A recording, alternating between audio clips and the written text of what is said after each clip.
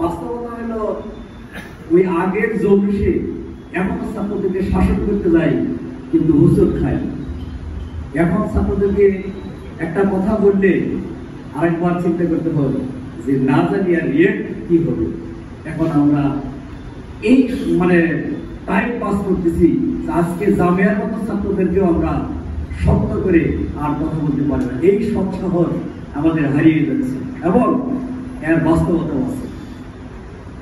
বাস্তবতাও আছে, আমরা মন খুলে তোমাদেরকে যেভাবে শাসন করতে পেরেছি, যেভাবে তোমাদেরকে গাইড করতে পারছি, এখন আর সেইটা সম্ভব হচ্ছে না।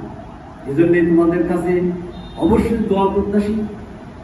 আর এই যে নৈতিক অবক্ষয়ের সময়ে বারবার শুধু সেই কথাই মনে হয় যে আগের যারা ছিল আসলে তারাই আমাদের সত্যিকার ছাত্র ছিল। জানি না শেষ পর্যন্ত আমাদের আরো যে চাকরি যে সময় আছে, প্রায় 10-15 বছর সময় আছে, সেই সময় আমরা আরো কোন ধরনের ইতিহাস তোমাদেরকে প্রেজেন্টেশন করবো সেটাও আমরা জানি না।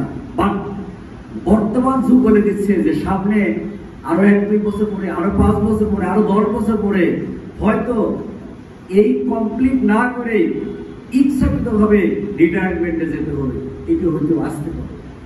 এই পর্যায়ে চলে যাচ্ছে। যদি তোমাদের কাছে অবশ্যই দোয়া প্রত্যাশী, পাশাপাশি নিজেরাও ভালো থেকো, আমাদের জন্য দোয়া করিও। Thank you very much.